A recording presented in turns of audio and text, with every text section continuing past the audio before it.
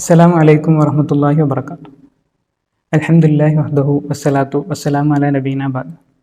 പ്രിയമുള്ളവരെ, വിശുദ്ധ റമദാനിൻ്റെ അവസാന ദിനരാത്രങ്ങളിലേക്ക് നാം കടന്നിരിക്കുകയാണ്. വളരെ പ്രധാനപ്പെട്ട ദിനരാത്രങ്ങളിലൂടെയാണ് നാം കടന്നുപോയിക്കൊണ്ടിരിക്കുന്നത്.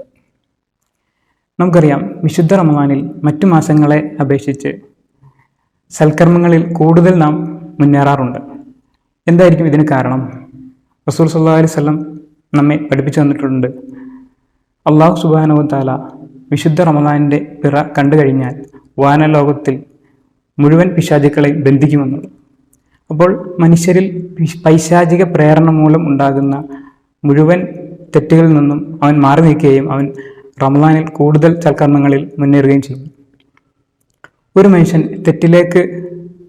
തെറ്റ് ചെയ്യുന്നതിന് പ്രധാനമായും രണ്ട് കാരണങ്ങളാണുള്ളത്.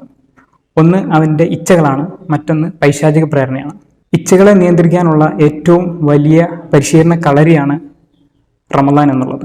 അല്ലാഹു സുബ്ഹാനഹു വ തആല വിശുദ്ധ ഖുർആനിൽ പറഞ്ഞിട്ടുണ്ട്, യാ അയ്യുഹല്ലദീന ആമനു കുതിബ അലൈക്കും സിയാമു കമാ കുതിബ അലല്ലദീന മിൻ ഖബ്ലിക്കും ലഅല്ലക്കും തത്തഖൂൻ.